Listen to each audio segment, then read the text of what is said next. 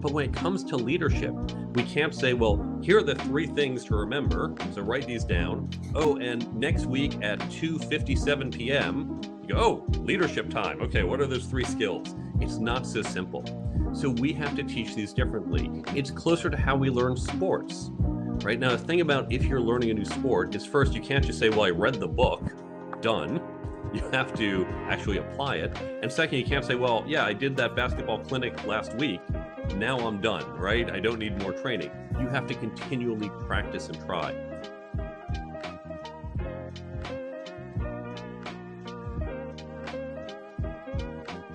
Hi there, everyone, ladies and gentlemen, people and folks. Thanks so much for joining us on today's episode of the Strategy and Leadership Podcast.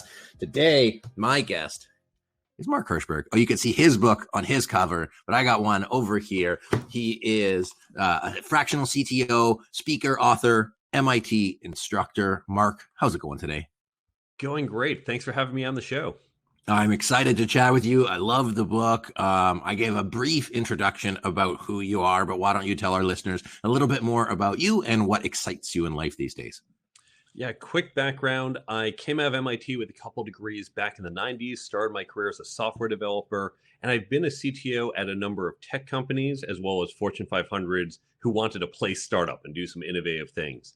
Along the way, I discovered there are all these skills that no one ever taught me, but they were really important to get where I wanted to go. And as I developed them in myself, I realized this isn't just for executives, it's for everyone. Leadership, communication, team building, networking, negotiation, but they didn't teach anyone else on my teams either. So I had to start training up my teams. And around the same time, MIT came to the same conclusion. I wound up helping MIT put together a program referred to as our Career Success Accelerator. And I've been teaching there the past 20 years. That got turned into this book, which I now go and speak about a lot. So I've had these 2 parallel careers. I have my classic CTO, or now CTPO, Chief Technology Product Officer, doing standard tech startup-y stuff, but then also helping people improve their professional development, helping organizations really accelerate their whole team. That's awesome. So why would an educational institution have to set up another program if that isn't like learning supposed to be at the core of what we do? How did that gap happen, do you think, from your perspective? Well, think about your college experience. And colleges were built a couple hundred years ago. Really, when you're, let's say, a marketing major, that means the marketing professor said, well, if you want a degree, we get to determine what gets you that degree. And we've determined you have to take some of these classes, no classes, entry level, intermediate, advanced. If you take all these marketing classes, what do we say? We say you get a marketing degree. We're going to call you a marketer. But that's it. It just says you've taken these classes. It doesn't say you're a good marketer.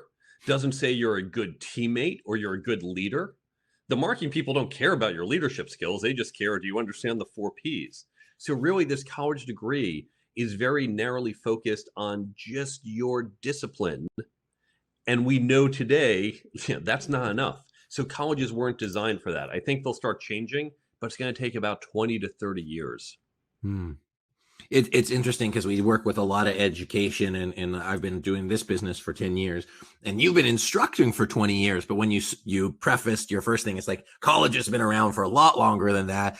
Like, how much change have you seen in the marketplace of education over the past 20 years of being an instructor at MIT? Very, very little. Okay. Now, I think we're about to see a rapid change because people are starting to say, wait, why am I spending all these thousands of dollars if it's remote or if I can do it remotely? So that's a big open question. But we've moved to online courseware. Of course, MIT actually piloted early online courseware. It became EDX. That's been a change. But I think that's really the only one, other than the standard tweaks to majors are slightly different.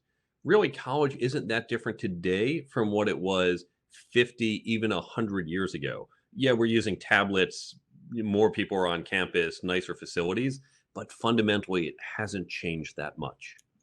I get that. So maybe we can, because there's so many questions that I do have for you, but maybe we can look at our conversation in kind of 2 tracks. One being sort of the emerging professional who, in a lot of cases, still trying to figure out where they're trying to go and how they plan their multitude of opportunities. And then later on, we can talk about sort of the senior professional who has to support these emerging professionals. How's that sound? Yeah, good dual track. Cool. So emerging professionals, there's 1,000,001 options. There's 12 permutations in what they can do. What are some of the sort of key takeaways you want for them as they start charting their careers and recognizing where they might have skills gaps? What really surprises me is none of us would ever do a project, say a 6-month project at work, without creating a project plan. We know our bosses and managers all want to see that. But when it comes to our career, which is a lot longer than 6 months, when we have this 10, 20, 30-year career, we don't have a plan. So what you want to do is create that plan. Now, like your project plan at work, whatever you put down on paper, whatever you plan out, it's not going to work out exactly as planned. And that's okay. So think of it almost like a project plan. I really spell out in detail how you can go step by step to do this. But think about what's your end goal? Where do you want to be in 15, 20, 30 years? And then what are the milestones along the way? If you want to be the CMO, the Chief Marketing Officer, well, probably at some point you're going to need to be a VP of Marketing or Director of Marketing. And even beyond just, well, you have the title, what does that mean? That means you've driven revenue or lead generation, or you've managed events. What are those milestones you're going to need to achieve? And then back out that plan. What I'm going to do in the next 6 to 12 months, but what am I looking at 3 to 5 years out, 7 to 12 years out, and really create that plan and then come back to it regularly and revise the plan as we do with all our project plans. Yeah, absolutely. No, I thought that was I've learned as I've gone about this, when I talk about strategic planning, that some things that seem very, very obvious to me are not obvious to others. And some people, they go sort of reactively moving forward. But you have this really cool graph where it says that you could start here as a marketer, but you could either go this way or this way or this way or this way. And it's sort of relied on and not just entry, but you could be 10, 15 years in your career, it still applies. It relied on hard skills, soft skills, and if I remember, firm skills. Did I get that correct? Yes, we've used the term firm skills at MIT. People have often talked hard skills and soft skills. Now, hard skills, of course, STEM, right? Science and engineering. Soft skills have always been a little amorphous and there's not a clear definition. So we've used the term firm skills. It's also obviously a play on words. And it's these more concrete skills, because when you think about something like negotiation, that is a little more measurable. Leadership, there are ways to measure. It's a little fuzzier. That's different than, say, storytelling, which is actually an important skill, but I don't know how to measure storytelling, but I can measure some of these other skills. So we like the term firm skills. But if you want to call them soft skills, that's fine. No, I like it because the soft skills people, I think, tend to resist the idea of soft skills because it's like, hey, how do I build my career on soft skills? And really, in my mind, it's trying to like current state, future state, what are the kind of things that I need to do to bridge the gap? So, in addition to being able to chart that future, what are the 2 or 3 things that you think or that you've seen are the biggest needs from your students in terms of filling those gaps and being able to get to those next steps? The gaps that we have, and this comes from research we've done at MIT and similar research at other universities, where we've asked companies, what are the skills that you want that you're not seeing? And it includes leadership, management, networking, negotiations, communications, ethics, team building, and I'm going to call it working effectively, which encompasses understanding corporate culture, recognizing corporate politics and fitting in, understanding how you deliver value. So it's kind of a catch-all topic. I also add to that in my book, interviewing, because if you think about it, we've talked a lot about interviewing. We all know when we were in college, we learned, okay, how do I do the case study interview and how do I answer these trick questions? If you could be a vegetable, what would you be? How do I answer that? But we don't train people who are managers, who are on the other side of the table, how to interview candidates. And it's crazy when you think about, we always say people are so important. They're the most important part of our business. Well, finding and sourcing the right people is key. But if we don't know how to interview effectively, we don't hire effectively, and we hurt our teams. And most of us get zero training in how we interview others. So I make sure to cover that in the book as well. Cool. So I want to ask you about the skills development, but I have another interesting, I don't know how I want to position this. Okay. the balance between depth and breadth. So you have specialty experience as a like a marketing person, and then you have these firm skills that you want to develop, and you're trying to figure out, hey, should I be a air quotes jack of all trades? Should I focus more deeply? Like, what is the, and I don't know if it's a U approach, an MIT approach to doing the sort of opportunity cost equation from where to improve your skills. And I don't know if you'll be able to explain that audioly. The way I think about it is an example that comes from my friend Charles Liserson. He's a professor who I've taught with for many years at MIT. He said, think of it this way. We're going to do a little bit of middle school math here. We're going to do a word problem, which I know everyone loves. Imagine you have a rectangle that's 4 by 10, and you have to increase one of the sides by 2 units. What do you increase? The short side, do you go 4 to 6, or the long side, do you go 10 to 12? So I'm going to let them think. I'm going to let them think about this. 4 by 10. Do you increase the long side or do you increase the short side? So like process that in your head for a second, listeners, and then Mark, go ahead. And hit pause if you need to take time to think about it. Well, the answer is you increase the short side. You go from 4 to 6. Okay, 6 times 10, 60, that's bigger, great. Okay, what does this have to do with what we're talking about? Well, let's think conceptually what this is. When you add those 2 units to the short side, those 2 units get multiplied by that long side, by those 10 units. Right? So we're amplifying that little increase by the long side. Now, all of us have short sides and long sides. So let's think of a simple example. Maybe you are a genius at what you do. You are the best accountant in the world. You're a genius and you really know this, but you don't know how to speak to non-accountants. You don't know how to do public speaking at all. So you're a genius coming up with all these really smart financial techniques, but you can't explain it to anyone because your communication skills are so poor. So you are really long, but you're also very narrow, right? Mm-hmm. And so when you think about your total area, that's small. When you spend a little more time becoming a better presenter, not the world's greatest speaker, but just you can communicate better, all of a sudden that long side becomes so much more powerful by that small short side. All of us have long sides and short sides, more than 2.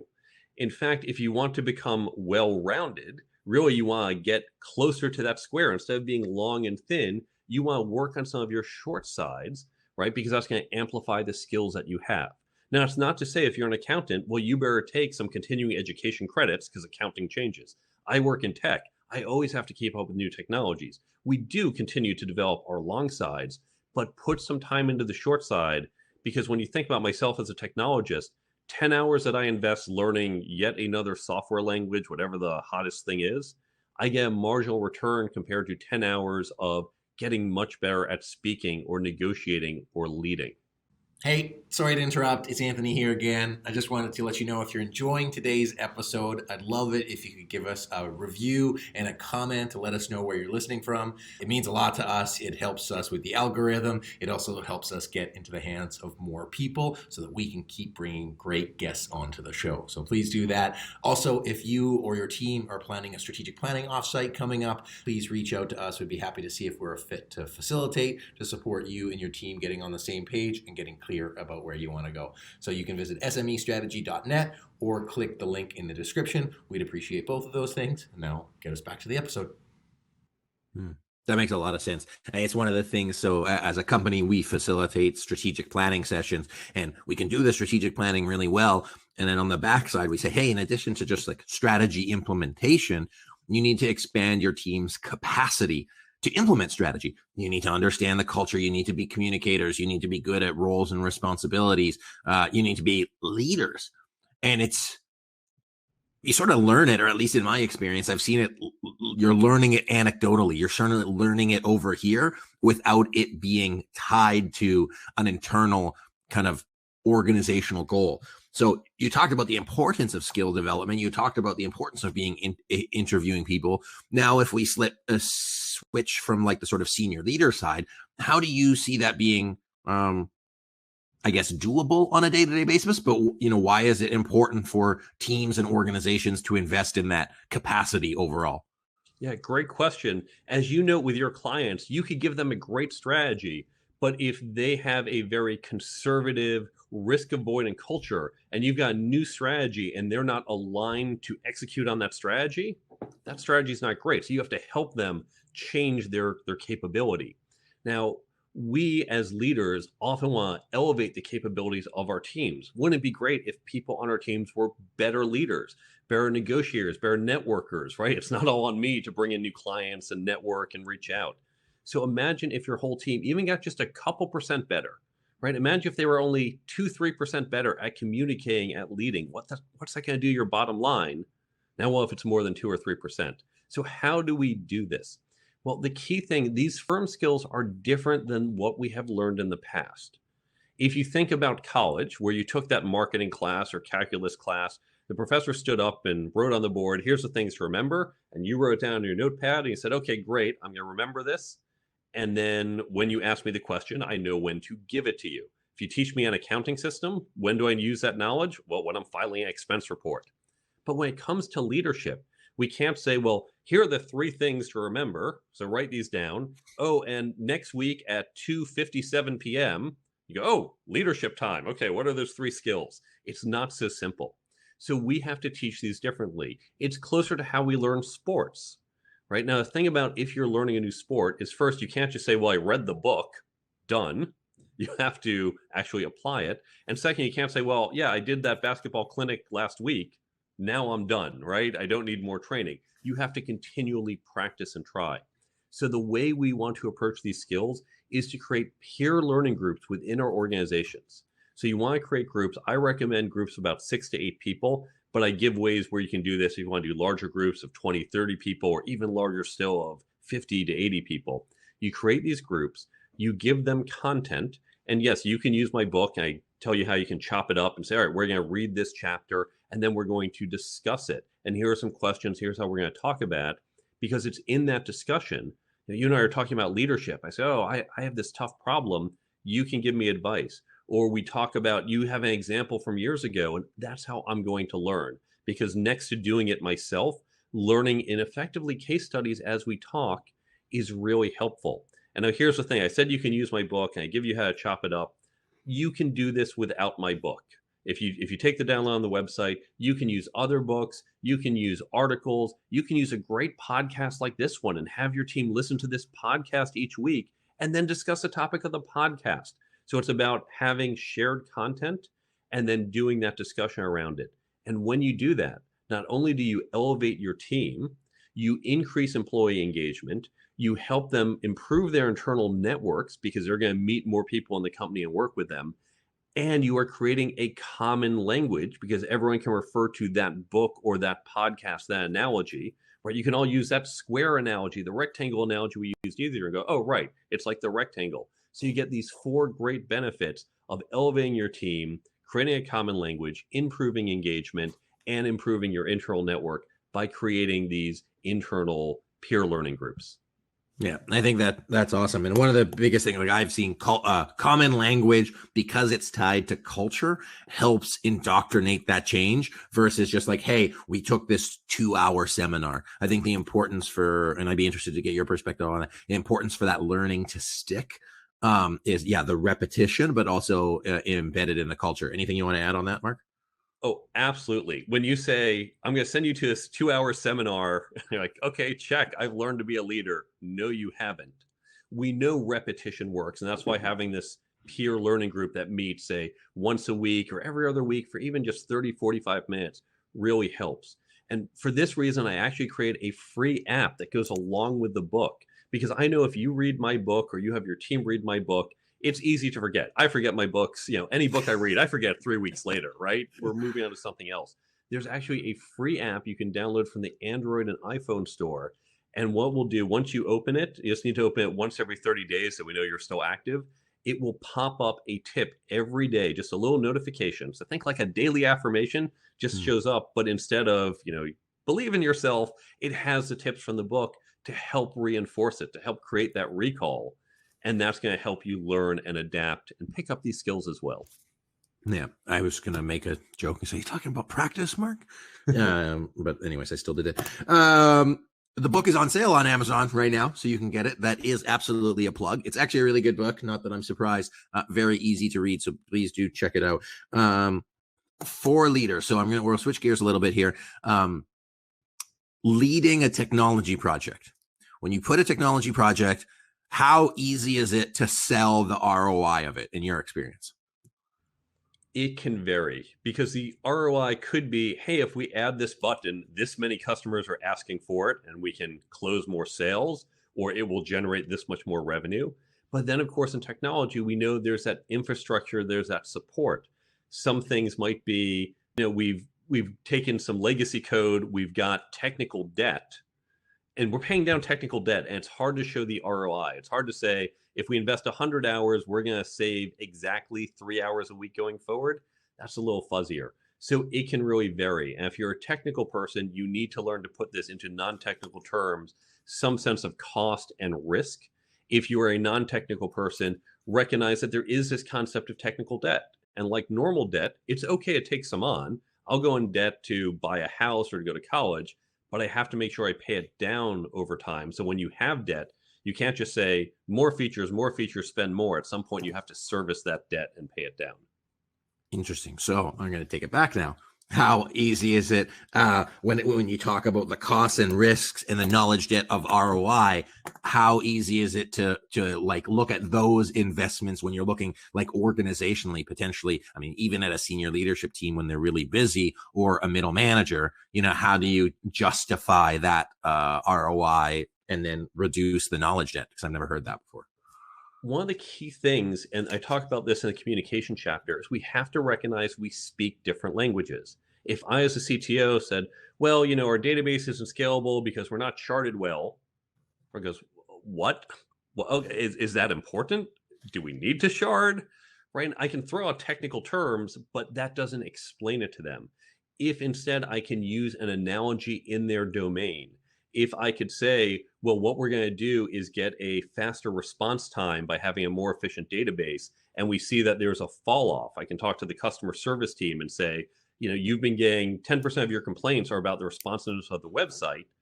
Okay, now I'm putting it into a domain, into a model you understand, and that makes it easier for you to grasp and buy into this.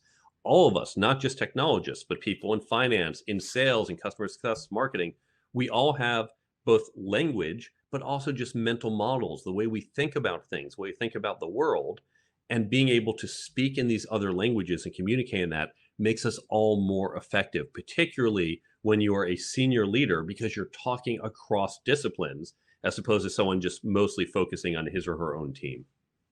Interesting. I mean, it goes down to the ROI. If you can sell better, communicate better, work better. I know sometimes it's tough for me to sell. Maybe I need to improve my skills there. If anybody has any questions, put them in the chat. There's somebody who actually put their hand up, and I've never tested that, but I'm happy to do that. While I test that out, on October 21st, SME Strategy is hosting a diversity inclusion summit. If you want to hear from other great speakers like Mark, please do check us out for that. Oscar, I'm going to try to unmute you, and we're going to see how this goes, and hopefully it doesn't go poorly. And if it does, well, that's on me, folks. So, Oscar, if you have a question, I'm going to unmute you now and see what this happens. Oscar, can you hear me? Didn't work. Fantastic. Okay, let's keep it going. You got to try. Let me add a deeper analogy on the language just to make it more concrete. So imagine, for example, if you're going to France and you're speaking in front of a bunch of people and you don't speak French. Say, okay, well, I'm going to speak in English, as I would have to do. So everyone in France who speaks French says, well, okay, I've learned English. So they sit there and listen to my message. But what do? They have to spend a little extra effort to go, okay, right, that's the English, and I translate that into French, into my native language. So I'm putting a mental tax on my entire audience. I think of it like a server where you just say, well, 10% of your CPU is wasted on this translation, so you don't get 100% capacity. If, however, I did speak French, I can go there and speak in French. They don't need that tax. They don't need to waste that 10%, and 100% of their capacity could be focused on getting the message, not doing the translation. And so all of us, whenever we're speaking, whether we're doing public speaking formally at some event, or we're just talking to a coworker, being able to translate, to speak in the other person's language, means less tax, and we get more of their mental capacity to focus on the message we are providing. It's interesting. I found it's people don't realize it. Everybody always thinks in upside, and they don't ever think in the downside costs of not being able to work with each other. And it's like, that whole friction. I mean, I have tons of metaphors, car metaphors or whatever, but that's what it is. It takes a lot of time, and it's time, money, energy that you're not spending moving forward. It's time, energy that you're spending moving around in circles. Any other experience? Have you seen that from your corporate experience? Like working in teams, like any other practical takeaways? Lots of them. And one is look at your meetings. Meetings often become zombie meetings. They start for this reason, but then, oh, we start looping in this. And, 3 months later, we still have the same meeting, but it's used for a different purpose. And because we never formally thought about, well, we don't exactly have all the right people in here. Ultimately, when it comes to management, you need as a manager. I break down leadership and management differently in the book, but I say at the end, look, they're two sides of the same coin. So I'm going to use the term manager, but leader, manager. Your job is to make sure the right people are having the right conversations at the right time. That is one of the key principles of management, making sure the right people have the right conversations at the right time. So when you think about your meetings, think about what is the point of this meeting? What conversation are we supposed to be having? Is it sharing information? Is it deciding things? Let's be clear on that. And do we have the right people in on the meeting? And when you do that, look across your entire set of meetings and say, do these meetings still make sense? Because probably they're meetings that started years ago that just kind of still hang around. So start from a clean slate and say, should this meeting be weekly, bi-weekly, different set of people, ad hoc? And you're going to improve what meetings you have and save people a lot of time. Awesome. I love that. So one more question from me, and then we got one more from the chat. As managers and leaders that want to support their employees and their team members on this like skills elevation journey, but on a personal basis, how would a leader, how would a manager sort of assess and then support an individual on their growth trajectory? Great question. Hopefully your company does an annual review or semi-annual, and if not, it's worth doing that. I don't mean the classic annual review of, okay, let's see how you're doing, and you're getting, a 3% raise and check. Just even to talk about, hey, what are your goals? With everyone I hire, everyone I manage, what are your goals? Tell me even 5-10 years from now, where do you want to be? I know you're not going to be at my company. I'm at a startup. No one spends 10 years at a startup. Let's just talk about where you're going. And let's talk about what I, as your manager, can do to help you get there. And some of that might be in the short term. Oh, in the next year, you want to get better at your teamwork? Okay, we're going to talk about that. We're going to come up with a plan. Or it could just be in the next 7 years, you want to get more onto the product side. Okay, I'll try to bring you into some meetings. Some of that might happen years from now. But you need to be clear where you are as an individual. And as a manager, help the person get clarity. Then be explicit, like, okay, this is what we both understand you're trying to do. Are there things you can do, whether it's sending them to training or just as you have your check-ins, because hopefully you're having a check-in at least every quarter, if not once a month, and talk about, well, you want to get better at understanding product, or you want to get better at your communication. Let's talk, what have you been doing? How's that been going? Are there other things I can do to help you? So be explicit when you do that annual review. What are the goals? And then during your conversations, just check in and ask what support you can provide or offer ideas to your team. Yeah, I love that. I find that goes back to your speaking French analogy. I find that most effective leaders speak in the language of the people that they're talking to. And instead of saying, hey, what can you do for the company? Like first and foremost, which I think a lot of people might bring to the table. It's, hey, how can I help you get to where you want to go? You're going to have higher retention. You're going to have higher productivity. You're going to get a greater ROI on your training dollars because you're training them in the areas that they want to be developed in. So they're more incentivized to take it instead of having to do some sort of mandatory thing that they don't really want to do. Sometimes you need to do that. But Mark, where can people get a hold of you? Where can people get the book? Somebody said if they don't have Kindle, what can they do? So maybe you can answer that one at the same time here. Sure. You can go to my website, thecareertoolkitbook.com. And there, of course, you can learn more about the book. You can follow me on social media or get in touch with me. You can see where to buy the book. You can go to Amazon. Amazon actually is selling the hard copy at this particular moment for 55% off. It's an amazing sale. So you can do that. I don't know how long it will last. If you want an electronic version, you don't want Kindle, it's also available on Apple Books. Barnes & Noble supposedly, but we've had lots of technical problem getting the electronic version there. So I know the electronic is definitely available on Amazon and on Apple Books. Also on the website, if you go to the app page, it's going to take you to links to the Google and Android store. You can download the free companion app. Whether or not you buy the book, you can go download that app. And then there's a resources page with lots of great free online resources, links to other books. And the first resource on that page is how you can create that peer learning program at your company. Completely free download. You can use my book if you want. You can use other books or other things. You can download that and use whatever content you want. All of this is available on my website, thecareertoolkitbook.com. Awesome. Thank you, Mark. And closing word, do you have a challenge for our listeners? We got a couple months left in the year. Any challenges you want to throw out to them to support them in developing either their own skills, their people skills, or anything else? Pick one skill. We talked about a lot. We talked about networking, communication, leadership. There's a lot to do. But of course, you don't say, I'm going to quit smoking and go to the gym and wake up early and eat better. You don't do it all at once. Pick one. Pick one skill right now and say, I am going to invest even just 30 minutes every other week in improving this skill. I'm going to listen to a podcast. I'm going to read a book. I'm going to read an article and focus on improving that skill. Try that for 3 months and see how it goes. Awesome, Mark. I appreciate that so much. I think it's great advice for everybody. I think there's so much wealth in the book. Early career, mid-career, late career. There's gold throughout it, and everything is about shifting your path just a little bit. So I appreciate that. Thank you so much for joining us. It's been a blast having you today. Thanks for having me. This has been great. Folks, join me in thanking Mark Herschberg, who is a fractional CTO, the author of the Career Toolkit, and an MIT instructor. Mark, it's been awesome. Be sure to check out his book and go to careertoolkitbook.com for all of those resources. And if you're interested, our next live event is going to be with Mike McDermott, who is the co-founder of FreshBooks. And their company was recently valued at $1 billion. So you can register right in the chat or in the description below.